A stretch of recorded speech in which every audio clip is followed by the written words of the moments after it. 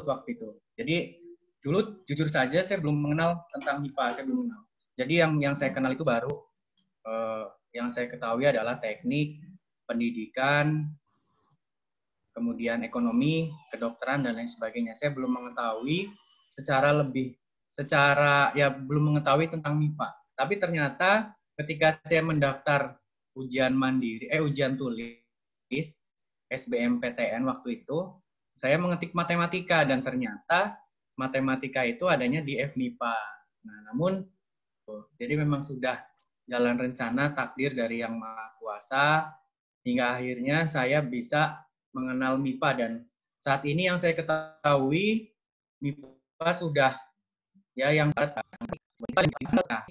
karena nanti di matematika ada lagi ada analisis, mungkin kalau ada yang mau ke statistika juga saya rasa bisa, kemudian aktuaria, kemudian komputasi, kemudian industri, matematika industri, itu bisa. Jadi bidang-bidang tersebut nanti yang akan kalian gunakan untuk menunjukkan saya akan menekuni bidang yang mana. Nah,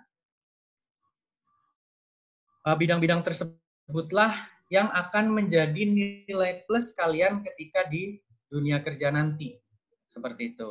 Nah, jauh sebelum memasuk ke terkait dunia kerja di bidang matematika, mungkin kalau yang saya saat ini untuk domisili mungkin di Jakarta ya, daerah lainnya. Nah, saya sebenarnya dari Skadau. Waktu itu ketika saya kuliah, ya walaupun saya SMA-nya bukan di Skadau gitu, tapi ketika kuliah saya domisilinya di sana.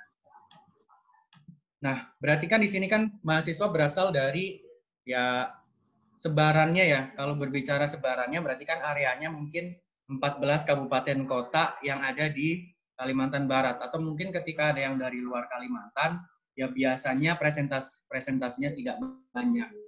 Artinya di dalam perkuliahan ini atau di dalam kuliah kalian ya kalian harus bisa memberikan yang terbaik untuk diri kalian sendiri ataupun ya untuk kabupaten kalian gitu. Karena boleh dibilang kalian adalah orang-orang terpilih yang memang menjadi pilihan kalian ataupun ya Tuhan sudah menakdirkan untuk kalian bisa menjadi bagian dari Sivitas Akademika Matematika FMIPA Untan. Seperti itu. Oke ya. Balik lagi ke dunia kerja bagi sarjana matematika atau lulusan matematika, atau bidang-bidang apa saja sih yang bisa dimasuki oleh lulusan sarjana matematika. Nah, saya akan menekankan dari awal, mungkin berdasarkan pengalaman, tapi bisa dicari juga datanya. Ini bisa dicari, ini fakta. Hal pertama mungkin yang diharapkan bisa kalian kuasai adalah terkait dengan komputasi. Ketika kalian bisa menguasai salah satu software yang saat ini fenomenal atau yang saat ini tenar atau yang sedang naik daun, itu ada software R dengan ya R, MATLAB ataupun Python. Nah, kelebihan dari matematika, kelebihan dari lulusan sarjana matematika itu sebagai data analis ataupun data scientist di perusahaan startup. Jadi akan dipakai untuk para generasi milenial, perusahaan-perusahaan dari favorit bilangan milenial atau walaupun bisa di Kalimantan Barat, tapi kualitas kan harus go nasional gitu. Artinya harus bersaing karena zaman sekarang untuk seleksi masuk dunia kerja juga online, banyak online, studi online. Nanti diberikan soal apa misalkan selesaikan untuk pemecahan masalah. Juga harus jadi target dari kalian dari sekarang ya sambil berusaha untuk menuju ke arah sana. Nah, itu jika dari kalian ingin menekuni data analis ya, data analis ataupun data scientist. Nah, selain dari salah satu software tadi, mungkin ketika ada mata kuliah seperti Excel, nah kalau bisa kalian kuasai juga hal-hal terkait dengan makro Excel-nya. Makro Excel, kalian bisa, ya saat ini tidak terbatas hanya di kelas, kalian harus bisa mengeksplor diri kalian lebih jauh lagi. Bisa melalui organisasi, bisa melalui mengikuti kegiatan-kegiatan tersebut. Artinya, mereka sudah lebih siap untuk bekerja sama di dalam tim. Karena di dalam dunia kerja itu sendiri, tidak serta-merta hanya soft skill, hanya hard skill, tapi soft skill itu juga diperlukan. Itu yang menjadi penunjang-penunjang terkait dengan pencapaian karir dari teman-teman semua. Jadi ada beberapa hal unik memang, khususnya mungkin saya bercerita di angkatan saya. Jadi menjadi poin perhatian yang pasti kalian harus jaga nilai kalian tetap berada IPK-nya di atas 3. Karena itu merupakan syarat administrasi. Untuk melamar pekerjaan itu syaratnya 3. Dan mungkin bahkan untuk saat ini syarat lulus juga harus 3. Nah, bagaimana caranya untuk mencapai nilai-nilai tersebut? Ya kalian bisa berdiskusi dengan teman yang mungkin kalian rasa cocok. Jadi jangan malu untuk bertanya. Jadi ini sedikit cerita pengalaman ketika saya menempuh pendidikan S2 di Magister Aktuaria. Beberapa mahasiswa itu gagal walaupun pada saat S1-nya itu cukup dikatakan prestasinya baik ataupun memiliki nilai akademis yang baik, prestasi non-akademik ataupun non-akademiknya baik, tetapi gagal di dalam perkuliahan, itu salah satunya karena dia tidak mau membuka diri untuk saling berdiskusi. Artinya jangan pernah menganggap bahwa kita bisa tanpa orang lain. Itu hilangkan statement seperti itu atau hilangkan pemikiran seperti itu. Yang harus kalian lakukan yaitu adalah segala sesuatu yang disampaikan oleh orang, kalian jangan melihatnya siapa yang menyampaikan gitu. Tetapi apa isinya, apa isi dan apa yang bisa kalian ambil untuk ya kemajuan diri kalian. Karena ini fakta banyak terjadi, terutama ketika saya menempuh S2, bagi siswa-siswi yang cenderung tidak mau membuka diri atau belajar secara individu, sendiri ngapain sendiri, itu cukup kesulitan untuk beradaptasi. Nah, hal-hal ini harusnya bisa di-manajemen atau bisa di-manage lah. Risiko-risiko kemungkinan yang bisa terjadi. Nah, mungkin ya dulu Bu Meliana yang bisa saya sampaikan. Nanti mungkin dilanjutkan dengan sesi tanya jawab saja jika ada pertanyaan. Baik, terima kasih Pak Dwi Haryanto. Kita lanjutkan dulu untuk materi selanjutnya dari Rian Jonathan. Kepada Rian Jonathan, kami persilakan. Tes. Ya, buat. Halo, tes.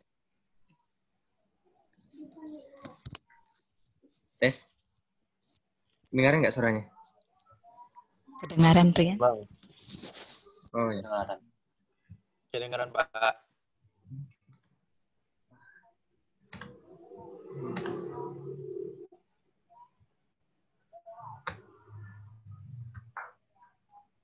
Saya ada share screen nih. Nampak nggak? Nampak. Oke, baiklah. Sebelumnya, bismillahirrahmanirrahim. Assalamualaikum warahmatullahi wabarakatuh.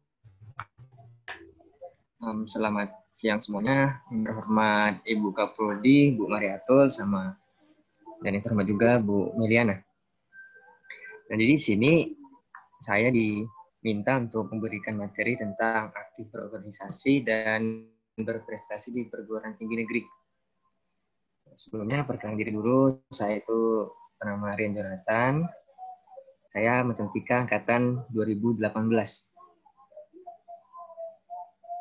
Nah, jadi di sini saya akan sharing sedikit ya mengenai pengalaman saya selama kuliah 2 tahun ini tentang berorganisasi dan berprestasi di perguruan tinggi negeri. Oke, sebelumnya, kita masuk ke slide pertama itu, tak jarang ada mahasiswa yang masih ogah-ogahan kuliah dengan beragam alasan walau kampus sudah seindah istana. Ini kutipan dari Josephine Winda. Nah, apa maksudnya dari sini? Jadi yang mau saya tekankan sebelum saya masuk ke materi adalah kita itu harusnya bersyukur bagaimana kita sudah dapat masuk ke Universitas Tanjung Pura, terus dapat berkuliah di jurusan matematika. Itu adalah sebuah anugerah, semua berkah dari Tuhan Yang Maha Kuasa. Mengapa demikian? Karena dari quotes ini kita dapat lihat bahwasannya banyak orang di luar sana yang mereka itu masih ogah-ogahan kuliah. Kalaupun mereka kuliah, mereka itu cuma ala kadarnya. Jadi mereka tidak memanfaatkan kuliah sebaik mungkin. Padahal seperti yang dijelaskan tadi oleh Bang Dwi, kalau kita sebagai mahasiswa itu harus aktif sebagai mahasiswa. Karena banyak peran dan informasi yang ada. Zaman ini, siapa yang mendapatkan informasi, dialah seorang pemenang. Karena dia yang mendapatkan informasi terlebih dahulu, dia bisa lebih tahu dari orang lain, dan dia bisa mengambil tindakan lebih dahulu daripada orang lain. Itu yang harus diingatkan. Nah, kemudian yang kedua, hanya pendidikan yang bisa menyelamatkan masa depan. Kutipan dari Mbak Najwa Shihab. Nah, jadi Mbak Najwa Shihab ini adalah host dari acara Mata Najwa, dan sekarang Narasi TV. Bisa menyelamatkan masa depan. Beretika lebih baik. Dari belajar, dari akan haus, akan ilmu, kita akan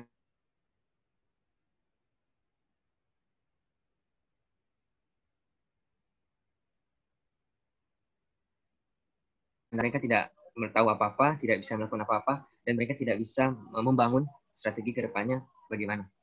Nah, kemudian yang ketiga, kutipan ketiga, nih, Indonesia tidak tersusun dari batas kota, tapi gerak dan peran kaum muda. Nah, jadi kita harus memberi perubahan jadi baik. Nah, bagaimana peran-peran tersebut dapat kita jalani dengan baik? Salah satunya adalah dengan kita selalu aktif. Oke. Menjadi mahasiswa harus aktif. Nah, dari di sini yang ingin saya jelaskan adalah kita itu sebagai mahasiswa benar-benar harus aktif sebagai pencari informasi. Nah, apa saja informasi yang dapat kita dapatkan di universitas atau di perkuliahan ini? Nah, yang pertama itu dalam berorganisasi. Nah, apa itu aktif berorganisasi? Nah, aktif berorganisasi ini kita mesti mengambil tindakan nyata.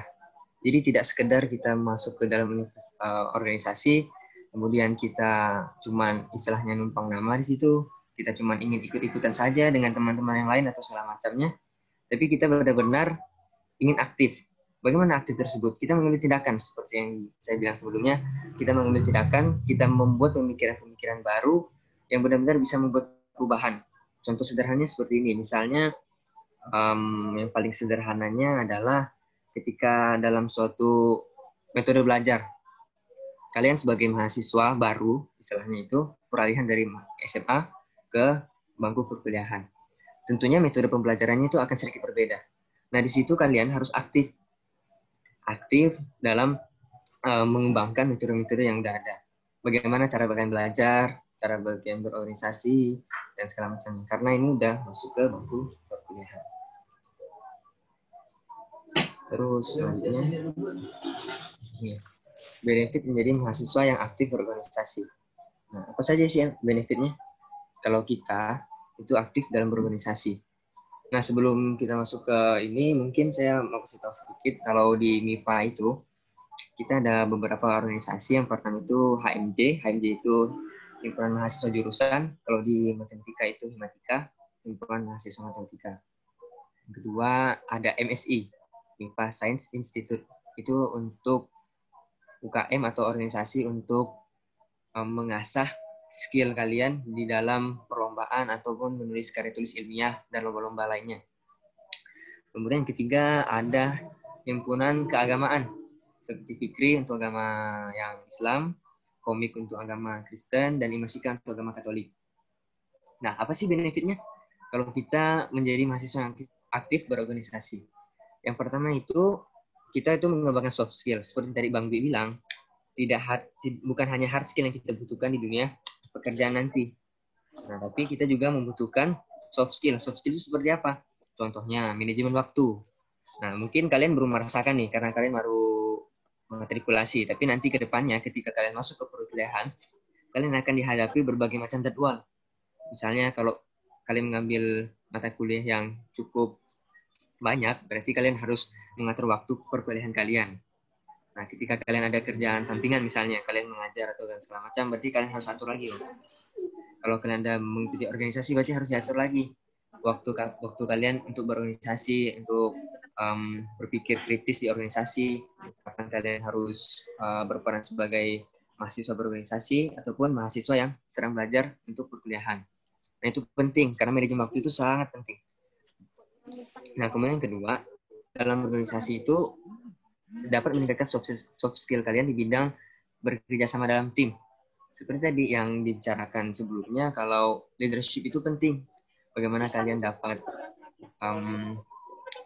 bekerja sama dalam tim. Misalnya, di dalam tim kalian harus berperan sebagai ketua. Bagaimana kalian mengayomi anak-anak, istilahnya anak buah kalian, bagaimana kalian bisa menyalurkan pendapat kalian atau memberikan perintah kalian tanpa membuat anak buah istilahnya tersebut, anak buah itu merasa sakit hati dan segala macam. Itu sangat diperlukan karena itu ilmu kita dalam bekerja sama dalam tim. Dan kemudian yang ketiga, kalau kalian berorganisasi, otomatis kalian akan meningkatkan rasa percaya diri kalian.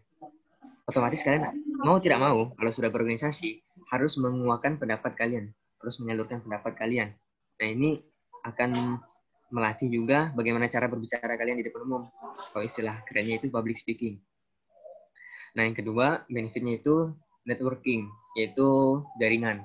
Nah, tidak dapat dipungkiri kalau jaringan di perkuliahan itu juga sangat penting.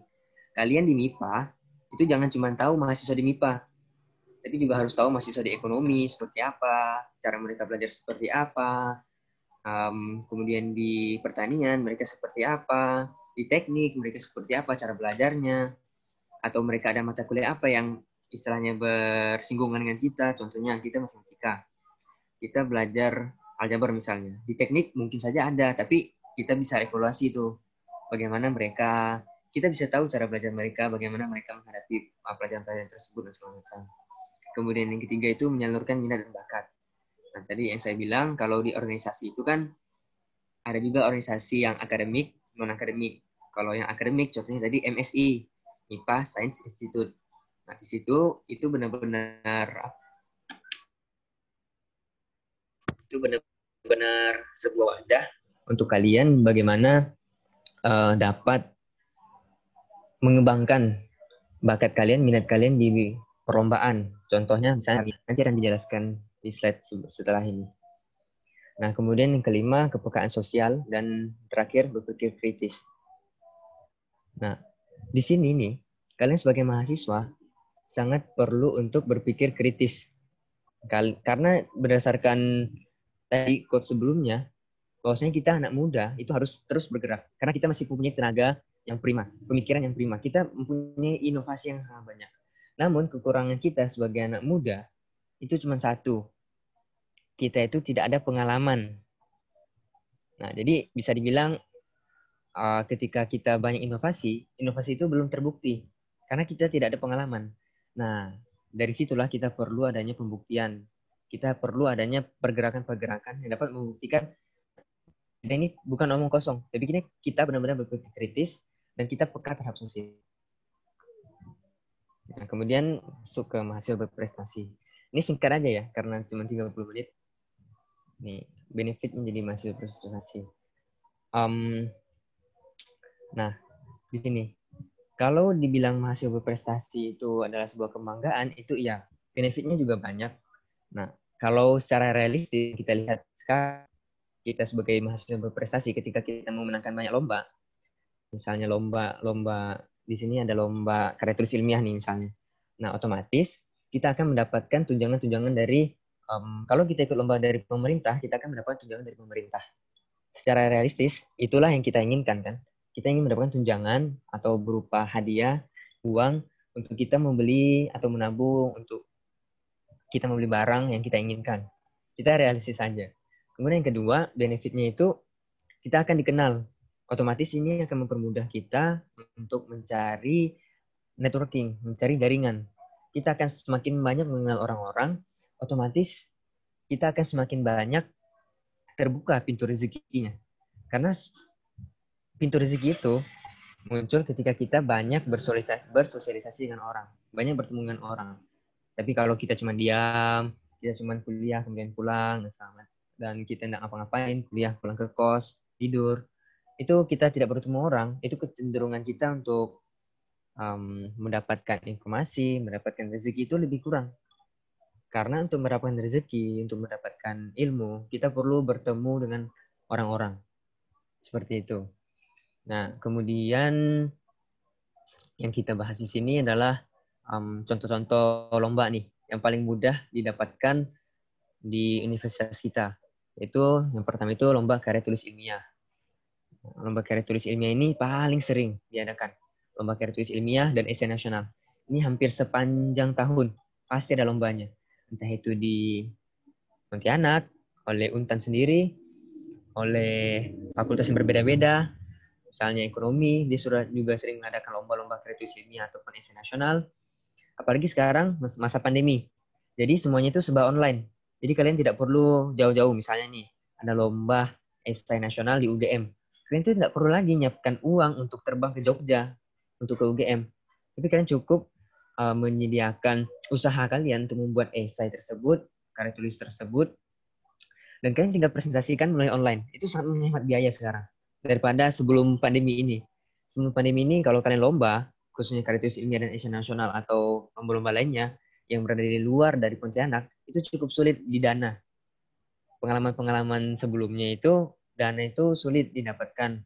Karena mungkin kita juga yang sulit mendapatkan dana, kita juga bukan dengan gampang itu membeli tiket pesawat terbang sana, PP kan, itu biaya yang cukup besar. Sehingga kesempatan sekarang, masa pandemi ini adalah kesempatan yang paling bagus untuk kalian belajar karya tulis ilmiah dan esai nasional. Apalagi di bidang matematika. Karena karya tulis ilmiah di bidang matematika itu yang paling sering dipublikasikan di jurnal-jurnal.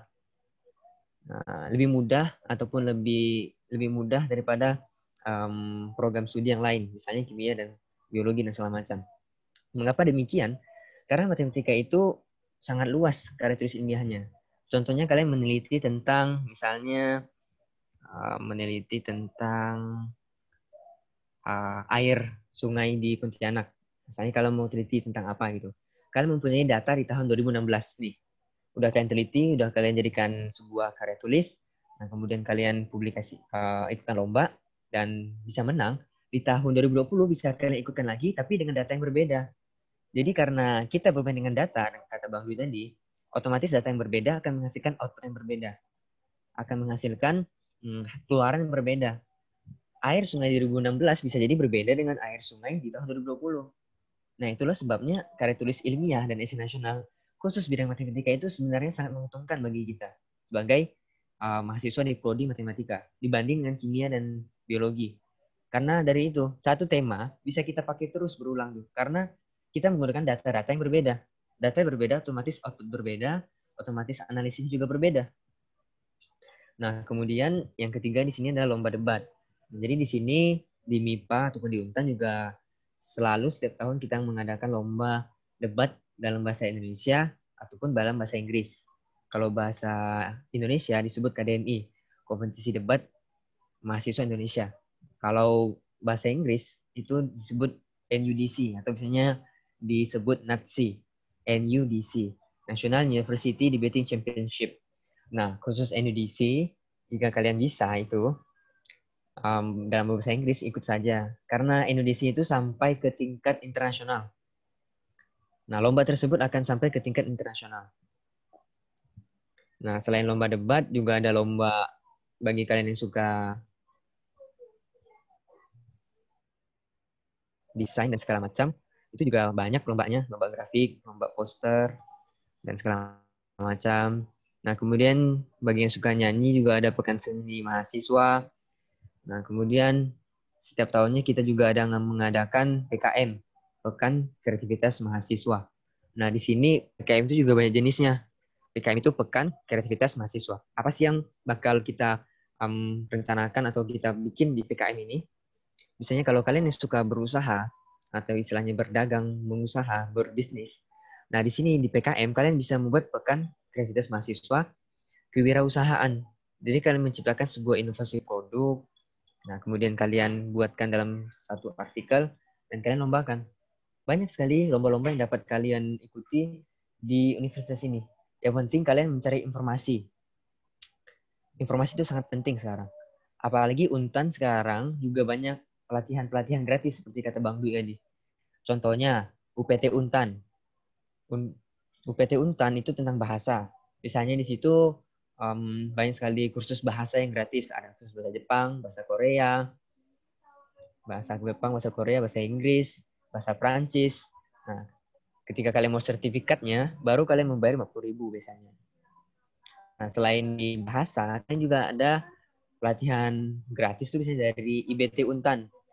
Itu biasanya unit bisnis. Bagaimana kalian mengembangkan kewirausahaan kalian di universitas. Nah, lanjut. Bagaimana kalau kita menggabungkan keduanya, menjadi mahasiswa yang berprestasi dan aktif berorganisasi? Seharusnya kita sebagai mahasiswa itu harus mampu untuk keduanya. Cara-caranya ya seperti tadi. Kita harus dapat memanage waktu, kita harus sering membuat catatan, karena kita haus akan ilmu. Ilmu itu harus diikat dengan pena, harus ditulis. Kalau kalian cuma menganggap, saya bisa ini tanpa menulis, itu kedengarannya omong kosong. Karena ilmu, orang dari zaman dulu sampai zaman sekarang, itu makanya banyak buku kan. Itu mengikat ilmu itu dengan cara menulis. Nah, jadi jangan lupa untuk selalu menulis, ingat itu. Mungkin sekarang kalian merasa, saya bisa mengingat. Tapi mungkin setahun ke depan, jangan setahun, minggu depan, atau mungkin besok, kalian itu udah lupa. Jadi jangan lupa untuk mengikat ilmu dengan menulis. Nah, kemudian yang kedua, kalian harus manajemen waktu. Tadi yang saya bilang, kalau nanti kuliah nanti, kalian akan dihadapi berbagai macam rintangan waktu. Kapan kalian kuliah, kapan kalian organisasi, kapan kalian mengerjakan tugas kuliah, kapan kalian rapat, dan segala macam. Nah, kemudian setelah kalian udah membuat catatan, perencanaan, dan manajemen waktu, kalian evaluasi terus tuh strateginya. Karena kita harus terus trial dan error. Mungkin strategi pertama yang kita bikin itu gagal. Karena itu yang saya alami sebelum saya bisa berbicara seperti ini. Jadi ketika kita memanajemen waktu, kita mengatur waktu kita, itu pasti sering kita evaluasi. Misalnya kita mau bikin jurnal per minggu. Ternyata itu tidak efektif. Kita cenderung mengabaikan jurnal tersebut. Kita mengabaikan catatan-catatan kita tersebut. Udah kita bikin 3 hari misalnya. Jadi kita punya jadwal 3 hari itu seperti apa. Nah, kalau kalian memang tidak cocok, berarti kalian coba yang sehari. Jadi setiap hari itu kalian pikirkan malamnya itu. Misalnya ini hari Minggu, besok Senin. Malamnya itu, di hari Minggu, kalian pikirkan itu. Besok itu saya mau ngapain. Jadi ketika kalian bangun, itu jelas itu. Kalian mau ngapain. Jadi nggak ada yang mager-mageran di kasur, atau main HP, kuliah sambil main HP, itu nggak ada. Jadi kalian udah tahu tujuan kalian itu apa. Nah, ingat, mahasiswa harus menjadi produktif. Harus aktif, dan harus produktif mencari informasi. Nah, ini nih, kita harus bikin plan masa depan yang tadi saya bilang. Misalnya kalian sekarang angkatan 2020. Anggap kalian mau lulus 4 tahun, misalnya nih. Kalian buat perencanaan 2020, 2021, 2022, 2023, 2024 sampai kalian lulus. Nah, kalian mau berprestasi. Lomba-lomba itu kecenderungannya banyak sekali di awal-awal kalian perkuliahan. Selama 3 tahun kalian kuliah, usahakan itu capailah banyak prestasi. Lomba-lomba itu banyak sekali. 3 tahun kalian kuliah, berarti kalian bisa 3 tahun mengikuti lomba debat bahasa Indonesia, 3 kali lomba debat bahasa Inggris dan Indonesia. Bahkan kalian bisa ikut berkali-kali lomba karya tulis ilmiah dan esai nasional. Mumpung sekarang pandemi dan online, jadi ya kalian bisa sekarang untuk belajar. Karena udah sangat dimudahkan dengan teknologi. Oke, mungkin itu saja yang dapat saya sampaikan. Saya serahkan ke Bu Meliana lagi.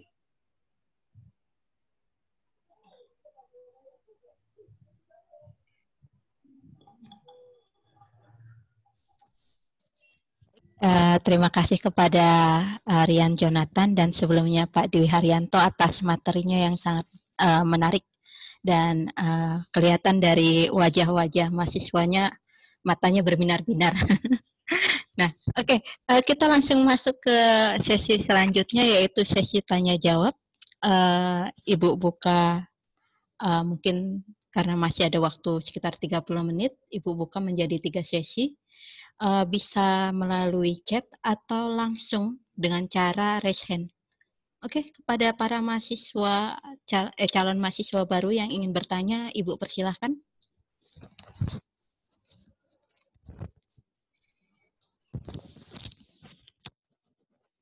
Sudah ada pertanyaan?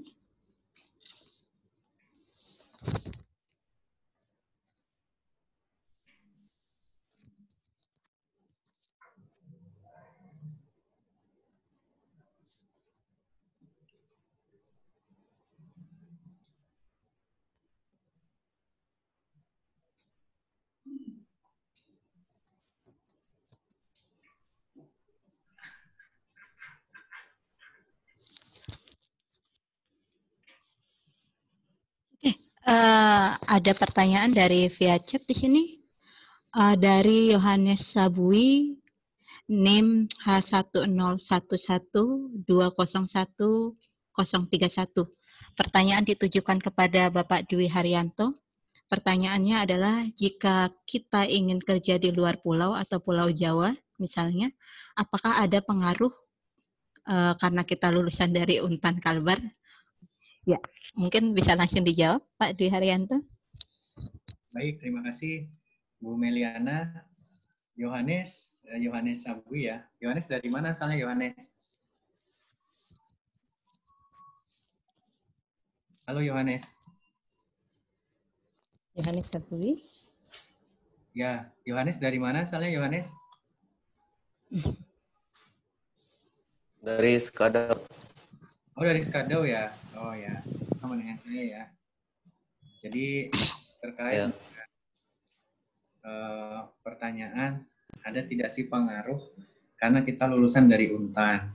Nah, kalau pertanyaannya seperti itu, ya kalau saya cenderung berpendapat bahwa tidak terlalu berpengaruh. Kita berasal dari alma mater yang mana. Tidak terlalu berpengaruh. Misalkan katakan Yohanes punya keinginan bekerja di katakan di ibu kota provinsi, ibu kota Indonesia di Jakarta, ataupun di daerah lain di Pulau Jawa ingin bekerja di sini. Sangat mungkin dan sangat bisa, Yohanes, karena buktinya sudah banyak lulusan-lulusan dari Untan yang bekerja di go nasional, bahkan beberapa ada yang di BUMN seperti Bulog dan lain sebagainya. Di Tokopedia juga ada dan lain sebagainya. Nah, lalu bagaimana? Yang penting adalah bukan pengaruh tidaknya lulusan dari Untan, bukan itu yang pentingnya. Tapi yang pentingnya adalah bagaimana kalian membangun portofolio diri kalian. Kalau di zaman sekarang, berarti portofolio kalian harus dibangun secara digital. Tidak cukup hanya mungkin hanya secara tertulis, tapi harus secara digital saat ini. Nah, kenapa saya katakan seperti itu? Karena informasi lowongan kerja saat ini itu sudah bisa diakses secara nasional, bahkan mungkin internasional ya. Jadi tidak menutup kemungkinan kalian tidak hanya bisa bekerja katakan di Pulau Jawa, tapi bisa juga ya di ASEAN lah, di Jepang bahkan dan lain sebagainya. Nah, proses untuk menuju ke sananya, kalian bangunlah itu portofolionya. Kalian bisa mulai mungkin melirik ya, cek di Jobstreet, cek di situs-situs kerja seperti LinkedIn. Biasanya perusahaan-perusahaan itu juga akan merekrut secara langsung melalui LinkedIn atau melalui Jobstreet penawaran kerjanya. Tesnya juga tidak datang secara langsung. Saya ketika diterima di Marketplace itu tesnya via Skype tahun 2015. Itu kan mungkin masih jauh tertinggal daripada tahun 2020 saat ini ya. Ya mungkin kalian sudah mengenal Zoom, mengenal Google Meet, mengenal Microsoft Teams, ataupun aplikasi-aplikasi lain untuk tetap buka secara virtual. Nah, itu pertama. Yang kedua, kalian bisa mulai menulis blogspot.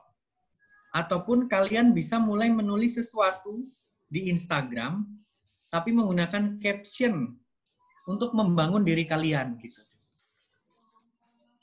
Menulis di blogspot itu akan merekam jejak digital kalian yang bernilai positif di perusahaan. Ketika kalian yang ingin berkarir di industri. Gitu. Tapi bagi yang ingin berkarir di kepemerintahan, ya saya rasa hal tersebut juga sangat berguna. Karena nantinya output dari suatu pekerjaan kan harus bisa menulis laporan. Nah, ini juga bisa jadi perhatian, sedikit kelemahan dari alumni matematika, itu kadang untuk nulis laporannya itu agak lemah. Nah, kalau kalian yang sudah terbiasa, katakan nulis di blogspot, ya minimal ketika ada tugas kuliah, kalian bisa upload ke blogspot. Nah, rekam-rekam jejak digital kalian itu akan dicek ketika kalian wawancara dengan suatu perusahaan. Yang ngeceknya siapa ya bagian HRD biasanya. Human Resource Development-nya. Itu biasanya ngecek. Makanya yang harus dipikirkan adalah bukan pengaruh lulusannya, tapi bagaimana kalian membangun portofolio kalian agar memiliki nilai jual. Jadi tidak hanya di kelas tadi ya, seperti yang disampaikan oleh Rian Jonathan juga, tidak hanya di kelas, tapi kalian juga harus mengeksplor diri kalian untuk membuka wawasan lebih luas lagi. Mungkin itu ya, Bu Meliana. Terima kasih Pak Jonathan. Pak Dwi Haryanto, maaf. Masih pertanyaan untuk Pak Dwi Haryanto dari Calvin Hansen ya. Di sini nama Calvin Hansen NIM H1011201. Pertanyaan ditujukan kepada Bapak Dwi. Bagaimana alur untuk lulusan S1 Matematika untuk bisa menjadi aktuaris? Demikian Pak. Mungkin bisa langsung dijawab. Baik. Dari Calvin ya, Calvin Hansen. Calvin dari mana Calvin?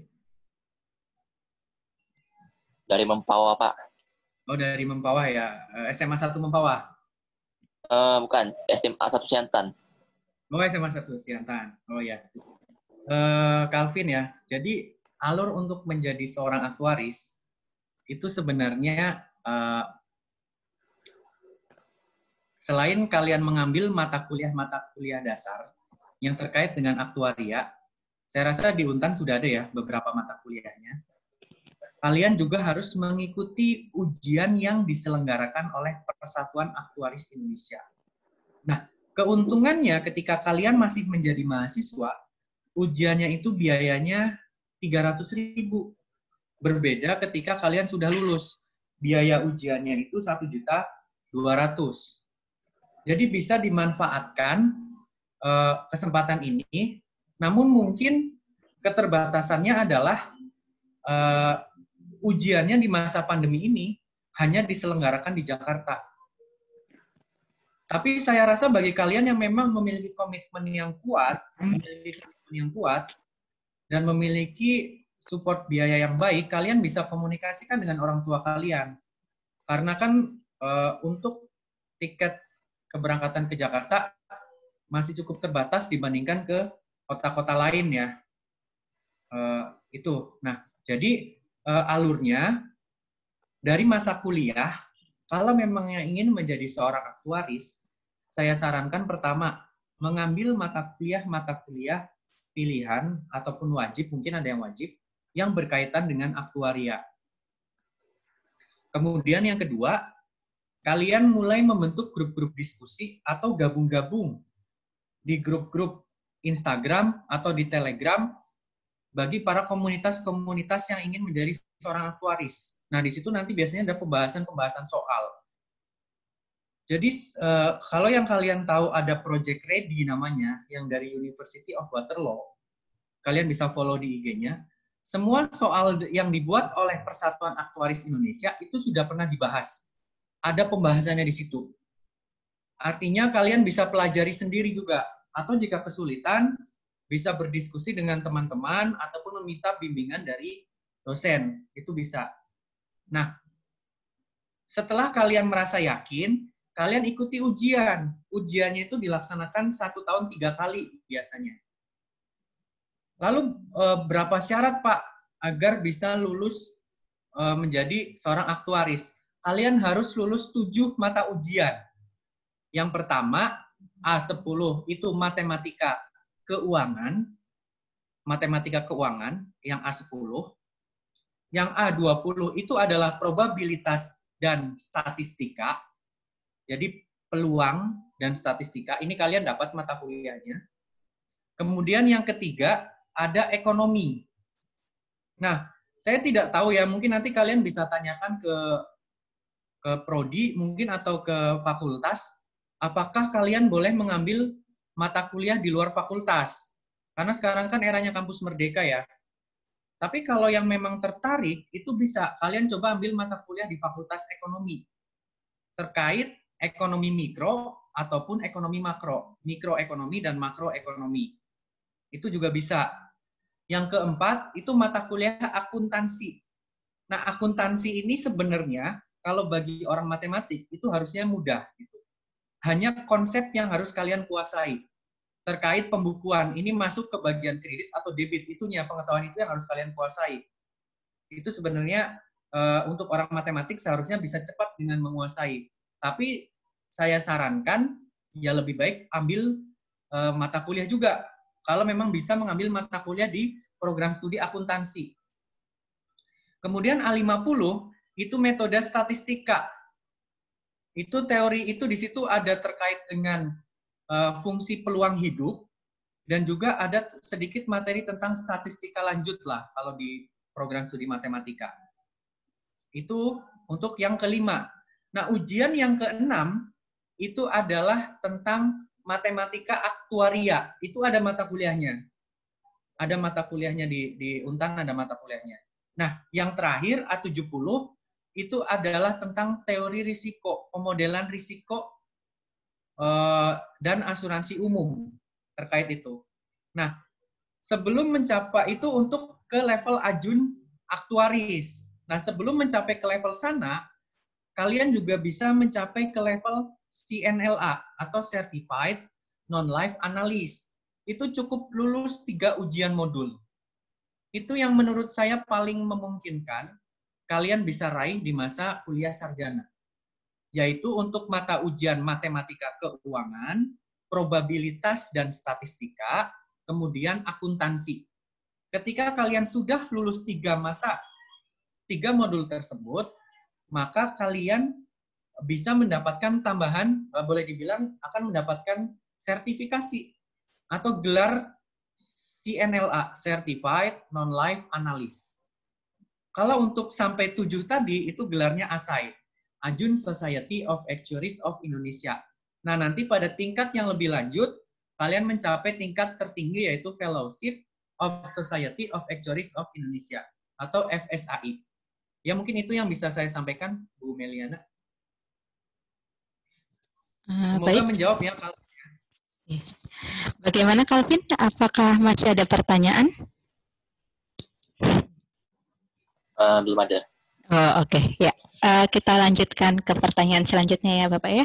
Pertanyaan ditujukan kepada Kak Rian Jonathan. Dari Salsabila. Pertanyaannya adalah bagaimana cara memanajemen waktu antara belajar, organisasi, dan lomba? Ya, saya berikan langsung kepada Rian Jonathan. Kepada Rian Jonathan, kami persilakan. Iya, Bu. Manajemen waktu. Jadi gini ya, Salsabila. Cara manajemen waktu antara belajar, organisasi, dan lomba. Dari pengalaman saja ya. Jadi dari pengalaman saya dalam mengatur waktu itu, jadi dulu itu saya cukup pemikir dalam manajemen waktu. Ketika kita pengen banyak sekali yang kita capai, misalnya kita pengen mencapai A, B, C, dan D, kita pengen lulus cepat, kita pengen ahli dalam ngoding misalnya, menguasai satu aplikasi matematika, kita pengen C, D, dan segala macam, itu kan berarti banyak sekali yang kita inginkan, tapi waktu kita terbatas. Waktu kita cuma 24 jam. Nah, bagaimana kita ngaturnya? Ya, yang saya rasakan adalah kita mengatur prioritas. Jadi, contohnya gini, ketika kalian misalnya ada ujian, kemudian kalian juga sebagai seorang staff ataupun berada di sebuah organisasi dan lomba. Kalian ada tiga-tiganya nih. Kalian mau ujian, kalian juga sebagai anggota organisasi, kemudian kalian juga ingin mengikuti lomba. Nah, bagaimana cara kalian memanajemen waktunya? Nah, yang jelas, kalian itu harus fokus. Intinya itu cuma satu, fokus. Nah, jadi ketika kalian udah selesai kuliah, kalian fokuskan waktu kalian untuk hal yang penting. Misalnya kalian prioritas besok ujian, berarti hari ini kalian tuh fokus untuk ujian saja, jangan mikirkan yang lain dulu. Nah, fokus itu penting. Kalau kalian merasa bisa langsung kalian hajar semuanya, organisasi, lomba, dan belajar untuk ujian, itu kecenderungannya itu tidak fokus.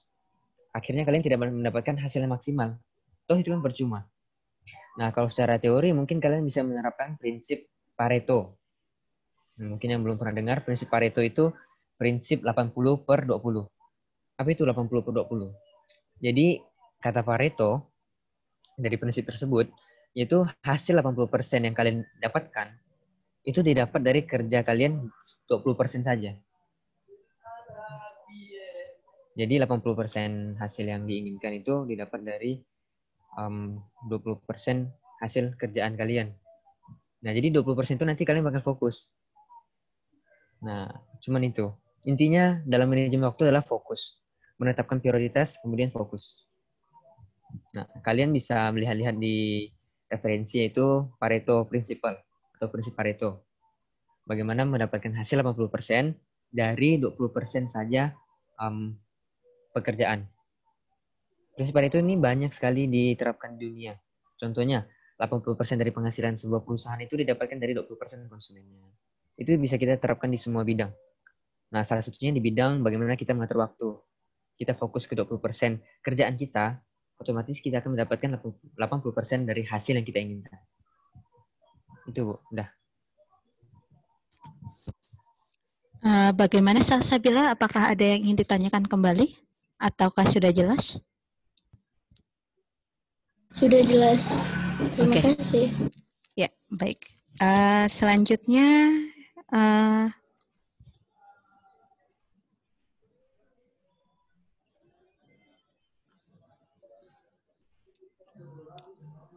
masih pertanyaan dari Salsabila ya, untuk Pak Dwi Haryanto. Pertanyaannya adalah, apakah bisa lulusan S1 Matematika melanjutkan ke MBA? Ya, kepada Pak Dwi Haryanto, kami persilakan. Terima kasih Bu Meliana. Salsabila ya. Salsabila, menarik sekali ya pertanyaannya, saya suka ya. Dari S1 Matematika ingin melanjutkan ke Magister Business of Administration ya. SMK Mempawah Timur. Sebentar. Harapannya. Lebih dekat ke Mempawah sekolah.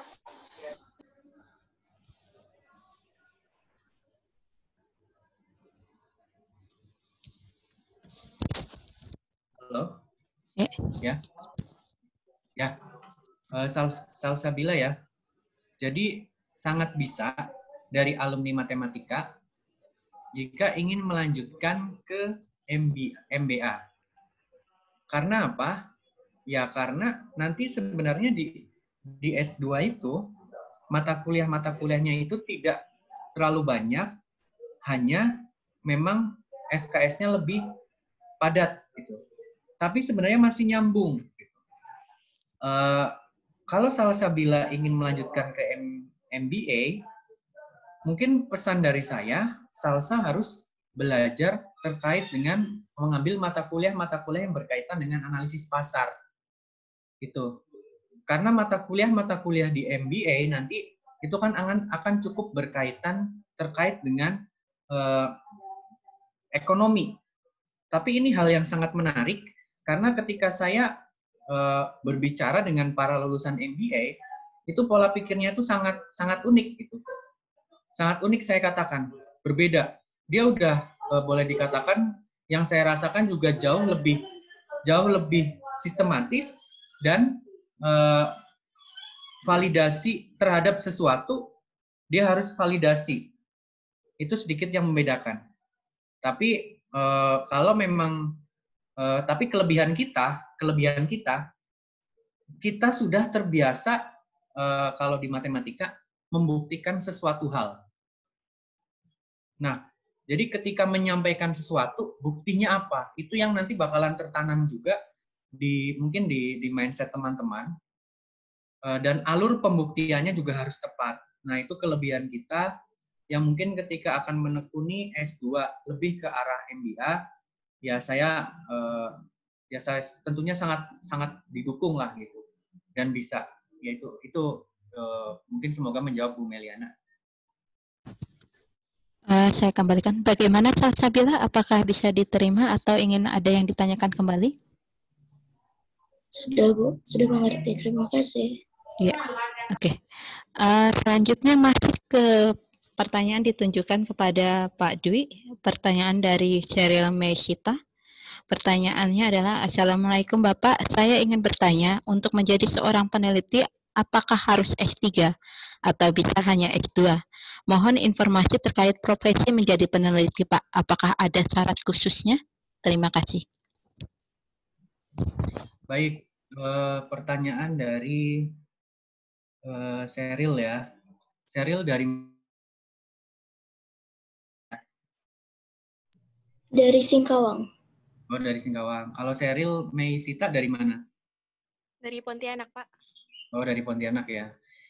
Baik. Jadi kalau syarat khusus untuk menjadi seorang peneliti, kalau misalkan kita rujukannya adalah LIPI atau Lembaga Penelitian Indonesia, itu biasanya lebih sering merekrut minimal itu lulusan S2, bahkan lulusan S3 matematika. Nah, kalau untuk di peneliti, ini memang lebih cenderungnya kalau untuk lulusan matematika, ini yang topik-topiknya seperti aljabar dan analisis pengembangannya. Ya, di sini adik-adik bisa cek juga di proses rekrutmen di LIPI, itu seringnya melibatkan untuk lulusan S3. Karena output-nya itu untuk saat ini diharapkan bisa menjadi terbit suatu karya tulis atau jurnal lah, kalau yang mungkin belum mengenal ya kalian ya terkait dengan jurnal, tapi ya pada intinya hasil suatu penelitian itu harus terpublikasikan. Nah, saat ini pemerintah juga memang sedang mengupayakan bagi para mahasiswa atau akademisi dan lain sebagainya itu untuk mempublikasikan penelitiannya. Kalau terkait, kembali lagi, kalau terkait syarat khusus, ya kalau ingin bergabung di lembaga penelitian, tentunya ada syarat khususnya. Harus lulus dari bidang tertentu yang memang dibutuhkan. Nah, karena kalau misalkan kalian ingin menjadi peneliti, tetapi tidak memiliki home base, katakan tidak memiliki perusahaan, atau kalian tempat kerjanya, kalian meneliti sendiri, yaitu mungkin kurang dipercaya. Tapi ketika kalian ingin bergabung misalkan di lembaga penelitian apa, atau bahkan ke LIPI, ya tentunya ada syarat khususnya. Nah, kalau untuk matematika, biasanya bisa menekuni di S3 yang di aljabar, biasanya sering untuk dicari, dan S3 di bidang analisis. Itu sering dicari di LIPI. Mungkin itu Bu Meliana.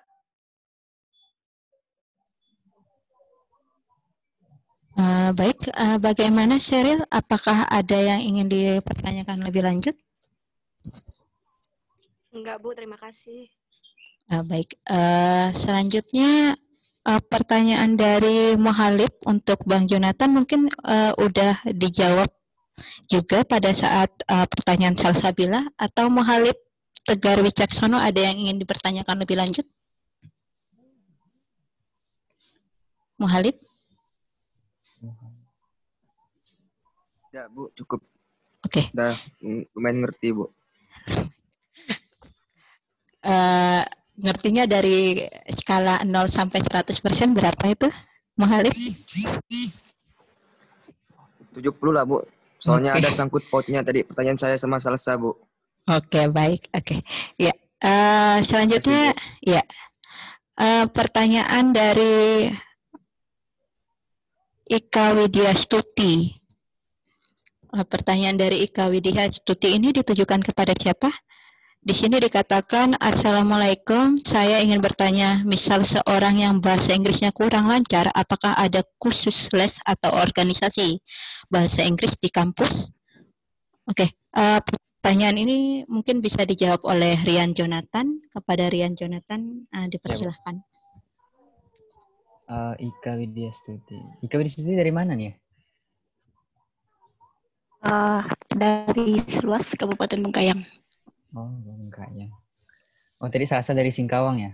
Ya, kebetulan juga saya dari Singkawang. SMA 3 Singkawang dulunya.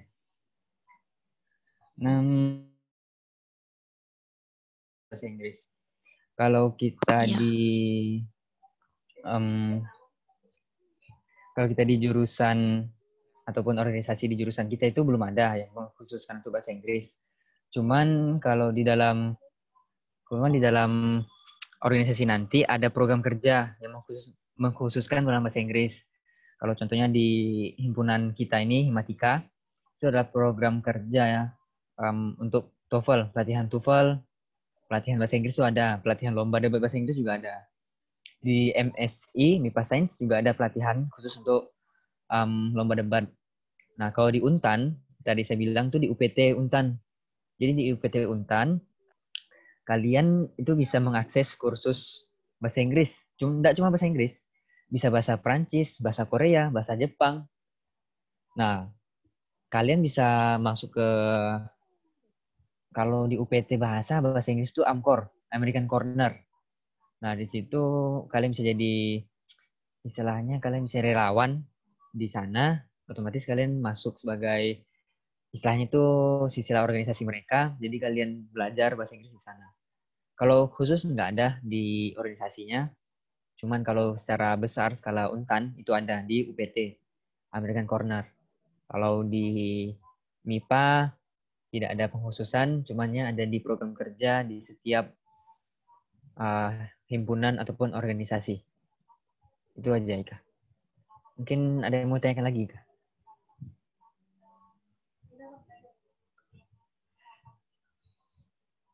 Sudah, Pak. Makasih. Oke. Bagaimana, Ika? Sudah ada yang ingin ditanyakan kembali? Sudah, Bu. Oke, Makasih, ya. Bu. Ya, makasih ya. Oke, pertanyaan selanjutnya ini yang Ibu tunggu-tunggu ya. Pertanyaan dari Rian Prasetyo ditujukan kepada Pak Haryanto. Pertanyaannya adalah, bagaimana cara mendapatkan beasiswa LPDP atau sejenisnya? Kemudian bagaimana cara Bapak bisa bekerja di luar pulau? Ya, kepada Pak Dwi Haryanto, saya persilakan. Baik, terima kasih Bu Meliana. Pertanyaan dari Rian Prasetyo ya. Rian, dari mana asalnya Rian? Dari Ubud. Uburaya. Oh ya. Kalau terkait untuk mendapatkan beasiswa LPDP, ya ini prosesnya mungkin penjelasannya cukup panjang ya. Tapi saya akan menjelaskan secara singkat. Pada intinya syaratnya adalah pertama, kalau kalian pengen aman, ya IPK-nya diusahakan di atas 3,5. Itu yang pertama. Agar bisa menjadi pertimbangan ketika seleksi wawancara. Yang kedua, kalian harus memiliki portofolio tadi, atau terkait dengan prestasi-prestasi. Prestasi-prestasi apa yang kalian peroleh selama kuliah sarjana. Itu yang kedua. Nah, yang ketiga, kalian harus memiliki pengalaman organisasi. Karena di LPDP di situ juga dilihat kepemimpinannya, atau pernah memegang suatu acara apa. Gitu. Karena ada unsur kepemimpinan di situ. Nah, yang keempat, kalian harus memiliki bahasa Inggris. Kalau ingin aman, ya kalau misalkan ingin mendaftar di dalam negeri, itu TOEFL-nya minimal 500. TOEFL ITP ya. TOEFL-nya ITP. Itu minimal 500. Tetapi bagi kalian yang ingin keluar negeri, berarti kalian bisa langsung difokuskan untuk mengikuti kursus yang IELTS. IELTS itu ada di BCLC, di Untan. Itu IELTS. Di BCLC itu ada. Ataupun di English First, tahu saya ada di Pontianak, dan tempat-tempat les lain yang memang membahas tentang IELTS. Gitu. Nah, selanjutnya, yang tidak kalah pentingnya juga, kalian harus memiliki satu rencana penelitian yang aplikatif atau memiliki dampak terhadap masyarakat. Tidak perlu berbicara Indonesia, misalkan di lingkup wilayah kalian saja. Misalkan Rian dari Kuburaya menemukan hal yang unik di masyarakat dan kamu ingin menyelesaikannya.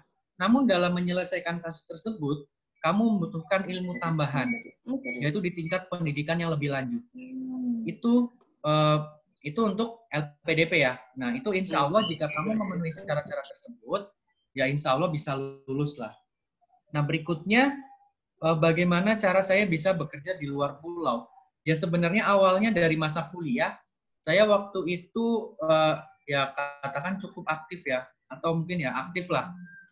Mengikuti kegiatan-kegiatan, sering membantu prodi lah. Ketika misalkan ada seminar nasional, ya kita aktif membantu prodi. Ketika kita tidak bisa menjadi presenter, kita bisalah menjadi panitia pertama itu. Kemudian ketika ada peluang-peluang misalkan dari BPS, dari Bank Indonesia terkait survei, kalian ikuti. Mungkin di situ tidak selain bonusnya adalah mungkin kalian dapat income, tetapi kalian bisa pelajari juga di situ. Oh, kuesioner itu seperti ini. Oh, cara nyusun itu seperti ini. Nah, hal-hal itu yang bisa kalian pelajari. Akhirnya, ketika waktu itu ada lowongan pekerjaan yang masuk ke jurusan matematika, yang dicari adalah seorang supervisor, minimal lulusan waktu itu kalau nggak salah D3, tapi yang berpengalaman minimal 3 tahun. Akhirnya, karena saya di masa kuliah sudah sering mengikuti kegiatan-kegiatan survei, baik itu survei dari Bank Indonesia, dari BPS, dari Markples juga, dari DK, dari Pemda, atau bahkan dari Untan sendiri. Nah, hal-hal itu yang membuat saya dianggap ya sedikit memiliki pengalaman. Selain ya tentunya ada bantuan dari prodi, ada bantuan dari jurusan waktu itu. Jadi kalian harus membangun komunikasi yang baik dengan jurusan. Karena sering juga lowongan pekerjaan itu masuk ke Untan, kemudian disebarkan melalui jurusan-jurusan yang terkait, baru dari jurusan memberikan rekomendasi kepada kepada mahasiswa yang mungkin dilayak kompeten untuk menerima lowongan tersebut. Itu ya, semoga menjawab. Mungkin itu Bu Meliana. Terima kasih atas penjelasannya Bapak. Kepada Rian Prasetyo, apakah ada yang ingin ditanyakan lagi?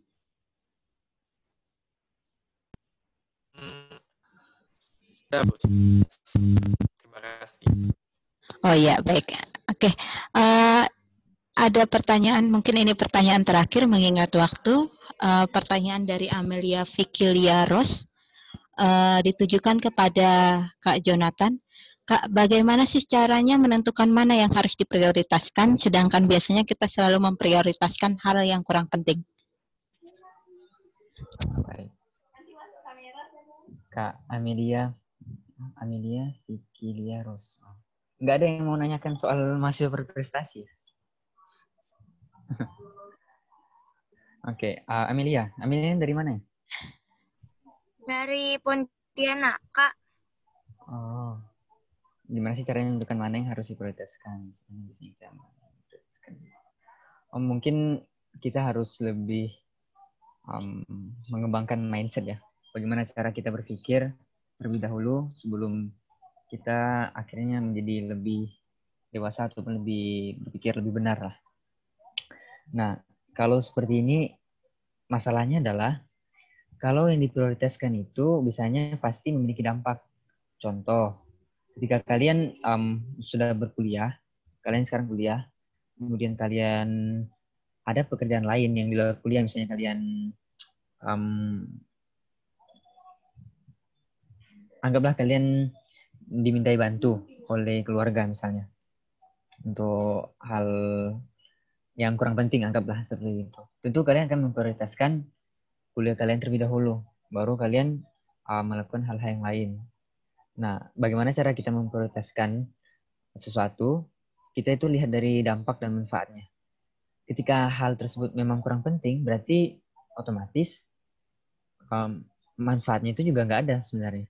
Ataupun sangat sedikit. Karena di sini pertanyaan juga bilang kurang penting kan.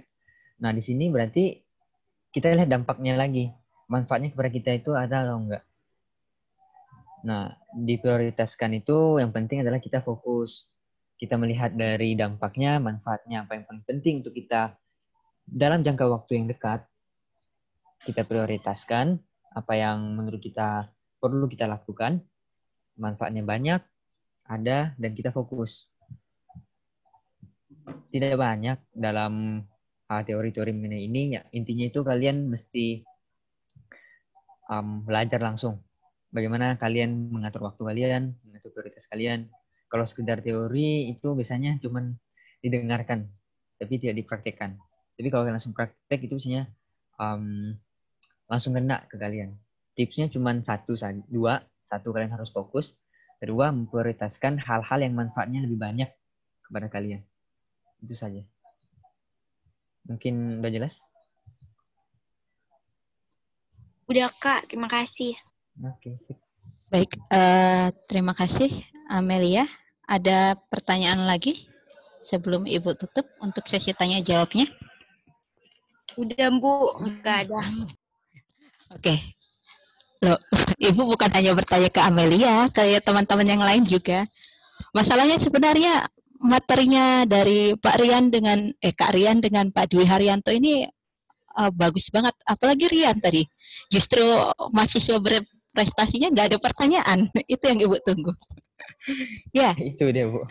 Lomba-lomba atau Iya. apa gitu. Justru perlombaan segala itu malah tidak ada pertanyaan. Lebih ke memprioritaskan waktu ya pertanyaannya ya. Oke. Bu. Ya. Saya tadi kiranya udah tutup. Enggak boleh bertanya lagi. Oh iya. Oh iya, silakan Sheryl, mau bertanya kepada siapa? Langsung aja ya, Bu. Mau tanya ke Bang Jonathan. Oke, silakan Sheryl. Assalamualaikum. Yang lomba-lomba tuh ditunjuk oleh dosen atau fakultas atau universitas atau Abang sendiri yang menyarankan Abang ikut gitu. Terima kasih. Oke. Langsung jawab aja ya, Bu ya. Iya, silahkan Rian. Jadi gini, kalau lomba-lomba itu kita di perkuliahan kecenderungannya itu kita yang aktif tadi. Makanya judulnya itu harus aktif kan. Kita mahasiswa tuh harus produktif. Jadi kebanyakan lomba itu sekarang universitas ataupun Universitas Untan atau yang lain, universitas lain itu menyediakan lomba. Contohnya di Untan saja, tiap fakultas itu biasanya ada lombanya. Teknik ada lomba, ekonomi ada lomba, MIPA ada lomba. Nah, kita tidak ditunjuk. Tapi yang kita berperan aktif, ingin ikut. Contoh misalnya ada lomba karya tulis ilmiah dari ekonomi. Misalnya tentang aktuaris tadi misalnya. Lombanya misalnya tentang pajak nih.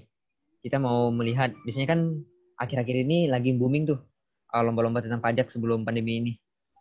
Nah, kalian kalau memang berminat, itu kalian yang ikut melihat infonya, terus kalian mencari dosen pembimbing yang menurut kalian tuh pas. Jadi kalian juga harus aktif pendekatan kepada dosen.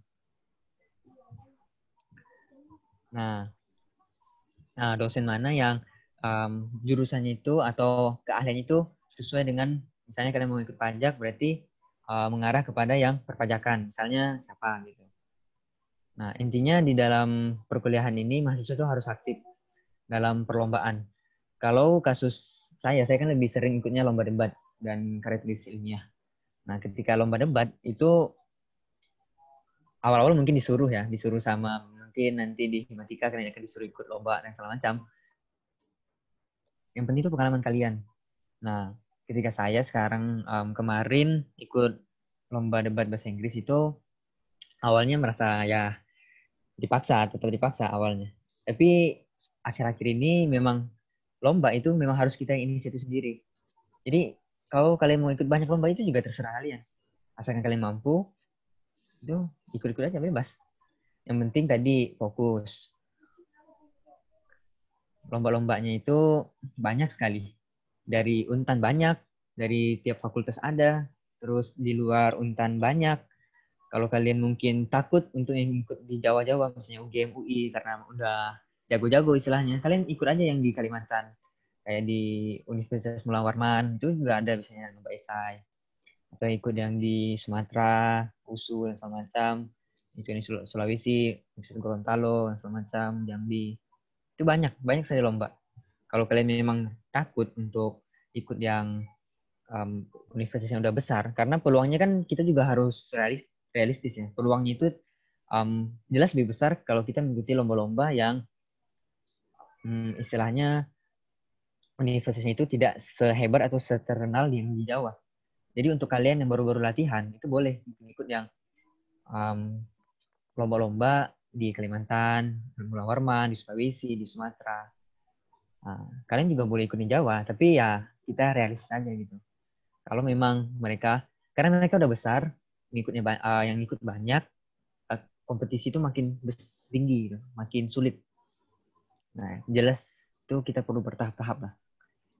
Dari Untan, kemudian keluar Untan, di Sulawesi, Gorontalo, ataupun di Sumatera, kemudian kalau udah naik tahap lagi, kita mungkin bersaing dengan top Universitas Indonesia, naik tahap lagi, kita mengajukan lomba yang di luar negeri. Itu aja. Jelas? Ya, bagaimana Sheryl? Apakah ada yang ingin ditanyakan lagi? Sudah, Bu. Terima kasih. Banyak pertanyaan. Ada satu pertanyaan lagi nih sepertinya, dua malahan ini ya. Gimana ini, Rian? Setelah dipancing baru muncul pertanyaannya.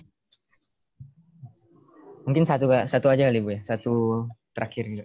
Oke, silahkan Ibu, persilakan kepada Rian langsung memilih.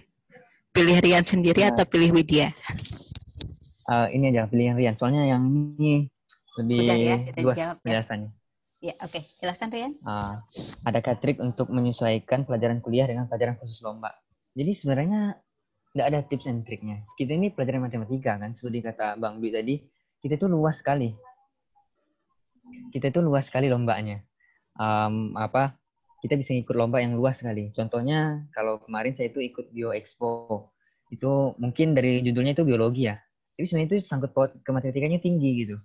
Jadi lomba tersebut adalah bagaimana kita menyusun aplikasi atau strategi kita untuk mendeteksi penyakit DBD. Nah, di matematika ini kita bisa menghitung pemodelan bagaimana kita prediksi di suatu daerah itu pemodelan matematika akan terdampak DBD sebesar apa. Itu bisa kita buat. Jadi dari pemodelan-pemodelan.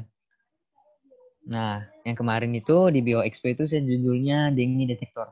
Jadi aplikasi bagaimana kita bisa mendeteksi penyakit DBD di suatu daerah. Saya ambil contohnya kemarin itu di Pontianak. Sebuah aplikasi yang kita nggak usah repot-repot lagi. Mendeteksi kira-kira kalau ada wabah DBD datang, kira-kira di Pontianak itu bakal terdampaknya sebesar apa. Gitu. Nah, jadi pemerintah itu bisa mengantisipasi atau mengambil langkah satu di depan daripada penyakit DBD tersebut.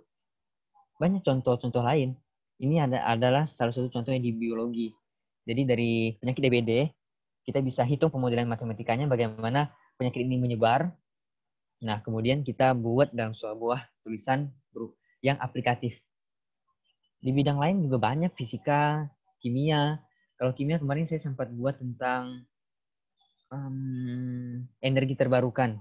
Jadi bagaimana kita membuat pemodelan yang dapat menghasilkan minyak minyak terbarukan yang jauh lebih efisien dan ramah lingkungan.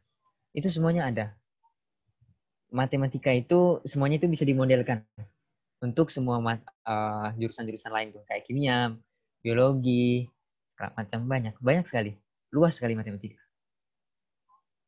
Jadi ya nggak ada tips khusus. Intinya kita dapat permasalahannya apa, kita coba sangkut pautkan dengan matematika. Bahkan kalau untuk yang sekarang ini pandemi ini kan, itu mental health kan sedang diusung-usung tuh. Nah itu peran matematika juga ada tuh. bagaimana ketika menjawab kuesioner misalnya. Ada 30 kuesioner. Nah, di situ nanti diprediksi apakah dia mengalami mental health atau enggak. Ada health issues-nya itu atau enggak. Terus ada aplikasi yang bisa mendeteksi apakah dia memiliki mental health issues selama pandemi ini juga ada. Itu semuanya memerlukan matematikawan. Itu semuanya ada pemodelan-pemodelan yang mesti dibikin. Jadi, tidak usah ragu, tenang aja. Matematika itu luas banget. Oke, itu ya, Bu. Sip. Bagaimana untuk Rian Prasetyo? Apakah ada pertanyaan lagi kepada Kak Rian Jonathan? Jelas, Bu. Okay. Terima kasih. Oke, ya, baik. Berarti sudah bisa Ibu tutup ya untuk sesi tanya jawabnya. Ya, intinya kalau dari pertanyaan dan diskusi yang sangat panjang tadi, berarti mahasiswa itu dituntut untuk mengeksplor diri. Jadi bukan hanya hard skill-nya saja yang harus kalian tingkatkan, tetapi juga perlu soft skill. Bagaimana cara untuk menambah soft skill? Ya berarti kalian harus ibarat kata aktif. Baik aktif di perkuliahan maupun aktif di organisasi. Intinya seperti itu. Ya, sebelum oh ya, saya juga mengucapkan terima kasih yang banyak. Terima kasih besar terima kasih yang sangat besar kepada Pak Dwi Haryanto dan Rian Jonathan atas materinya yang sangat luar biasa dan menarik sekali.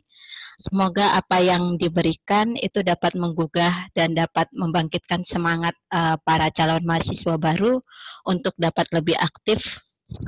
Ini kedengeran nggak sih?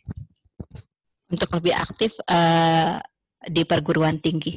Ya, sebelum menutup kegiatan untuk sesi ketiga hari ini, saya kembalikan kepada Pak Dwi Haryanto dengan Rian Jonathan untuk memberikan kalimat penutup kepada Pak Dwi Haryanto dan Rian Jonathan. Saya persilakan. Saya dulu, Bu Meliana. Ya, silakan Pak Dwi Haryanto. Ya, baik. Tentu saja saya ucapkan terima kasih kepada Bu Meliana dan juga Bu Mariatul serta seluruh Bapak Ibu dosen yang ada di Matematika FMIPA Untan yang telah mengundang saya untuk memberikan atau sharing ya terkait dengan dunia kerja bagi lulusan sarjana matematika.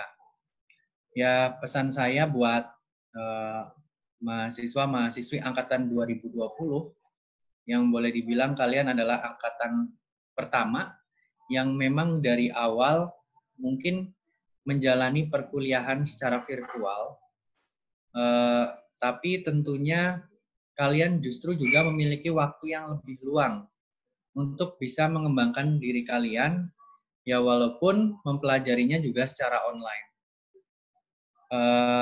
Bangun portofolio diri kalian, bangun rekam jejak digital positif kalian, agar ke depannya cita-cita yang kalian inginkan, mau berkarir di dunia industri, di akademisi, ataupun di bidang-bidang yang lain, akan mempermudah langkah kalian gitu. Serta mungkin yang tidak kalah penting juga, jangan lupa dari setiap kegiatan atau langkah yang ingin kalian ambil, itu sertakan juga minta doa dari orang tua lah. Mungkin itu saja pesan yang bisa saya sampaikan. Pesan penutup. Terima kasih. Wassalamualaikum warahmatullahi wabarakatuh. Waalaikumsalam. Langsung saja Rian, silahkan.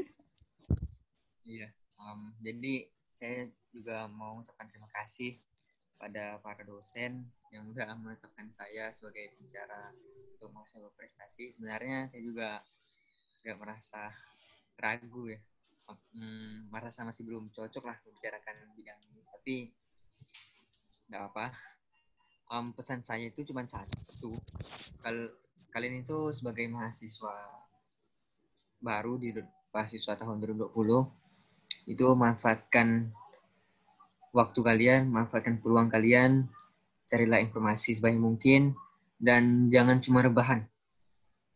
Karena kita ini udah di dunia digital. Sudah banyak, mungkin kalian merasa nggak ada efeknya sekarang. Kepada kalian kalau kalian ya biasa-biasa aja, menjalani hidup biasa-biasa aja, atau rebahan, toh nggak ada masalahnya. Cuman kedepannya nanti bakalan banyak sekali orang-orang yang bisa jadi jauh lebih unggul dari kalian karena kalian tidak memanfaatkan waktu ini dengan baik.